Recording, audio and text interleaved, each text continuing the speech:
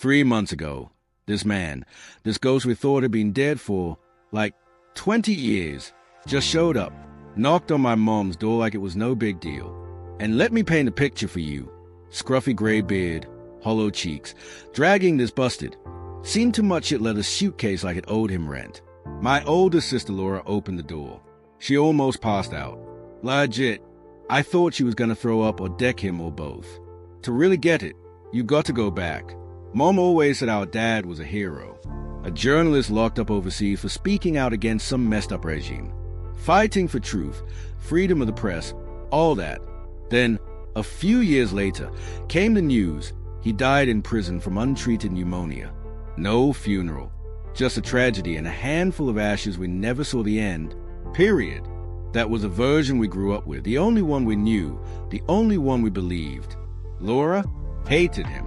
Even with the martyr story, she never forgave him for leaving. She always said, doesn't matter how noble the excuse, gone is still gone. So when she saw him standing there, all she said in voice shaking with fury, not surprised, was, you don't get to be here. My brother Michael, different vibe. His quiet, always thinking, always feeling more than he lets on. He stared at Dad for what felt like forever, like he was trying to figure out if this was real life or a dream. Then just asked, how'd you get out of prison? And why now? Me?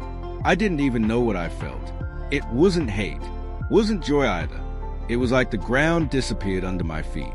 I built this whole version of him in my head. This myth, this tragic hero. And standing there was just a tired old man. For weeks, he was like a ghost floating around the edges of our lives. Mom, not having it. She shut that door on any second chances. Wouldn't dig up that past she'd already buried. So guess who took him in? Aunt freaking Bertha. She said the poor guy had nowhere else to go. So she gave him a dusty little room in the back of her house. He didn't argue, just nodded. And then, one day, his body just gave up. The hospital ran a ton of tests. Nothing made sense. His immune system was shutting down, but there was no infection, no cancer, like something inside him was rotting. Aunt Bertha was crushed, said he wasn't eating, barely slept, claimed it was stress, guilt, all those years of hiding catching up with him. Dad kept saying his mouth felt gross, headaches that wouldn't quit, like something was rotting him from the inside. Then, right before he died, he asked to see us. All of us, not for love, not for forgiveness. Nope, just truth or to drop a bomb and peace out. He could barely speak, but he was stubborn. Wouldn't rest till he got it out. Dad, I was in prison, but not for long. Yeah, I was involved in politics. But they let me go after a few months. I didn't come back because he looked at us, all three of us, because I found out you weren't my biological kids. Silence. My brain? Cracked, he went on. Your mom wrote me a letter while I was locked up. Said she loved me, but she'd lied. She told me the truth in that letter. I felt like everything in my life was fake. So I disappeared. I faked my death. Hid. He didn't cry. He just talked. Like he'd been carrying this weight so long. And now he was finally allowed to put it down. And we just stood there. Statues. Broken. No one said a damn word. Dash section edit. Update asterisk asterisk asterisk asterisk. I think it is too long for sharing in a post. Just adding another part. After he died, things got weird. Not at first. Aunt Bertha called me 2 days after the funeral. Said she couldn't stay in the house. Said the room where he slept felt wrong and heavy. She swore she kept hearing something scratching inside the closet at night. But when she checked, nothing. Just us and his old suitcase. Still zipped up. Still sitting where he left it. That thing freaked me out. IDKY. It was just a damn suitcase. But every time I looked at it, I felt like it was looking back. Michael opened it. That's his thing. So he did. There wasn't much inside. A couple of shirts, a half-used bar of soap wrapped in paper. Some faded photos of people we didn't recognize. And this notebook, leather-bound, no title, just stuff with pages of cramped handwriting. We took it home. Dumb idea. The first few pages were what you'd expect. Random notes, political crap, names, numbers. But then the tone shifted. got paranoid, obsessive.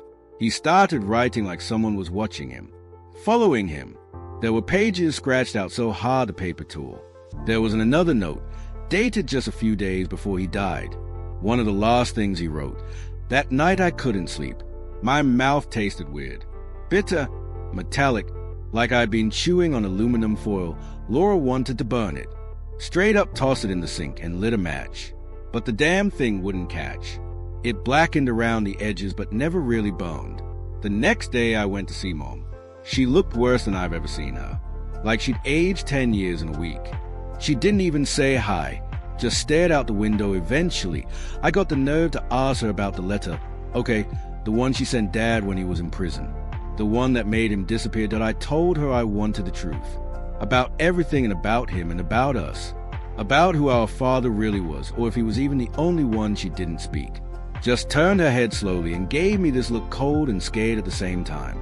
Like she wanted to tell me, but her mouth wouldn't let her. And then she said, "What the hell are you talking about? Are you high again?" And she walked away. That night, Laura called hysterical. Said she found Michael in the bathtub. Not dead, not bleeding, just sitting there, fully clothed, muttering to himself over and over, he wasn't supposed to come back. He wasn't supposed to come back. We checked him into a clinic the next day. He hasn't said a word since. Now it's just me. Me and this notebook I cannot seem to throw away. Well, sometimes I think I see him. My dad. In reflections. In places he shouldn't be. Like he never left. Like he's still watching us. So I went to Aunt Bertha's place to ask her about it all. I needed answers. She let me in, but there was something off about her. Her eyes were too wide. Like she hadn't slept. Her hand shook when she poured me a drink. She kept glancing over her shoulder, as someone might walk in. I asked her about the suitcase. She didn't answer right away. Then after a long silence, she finally spoke so soft I almost didn't hear it. I loved and the room fell silent. Then I heard it. Scratch, scratch, scratch, from the suitcase in the corner. The latch clicked on its own. And that's when I realized maybe he never left at all.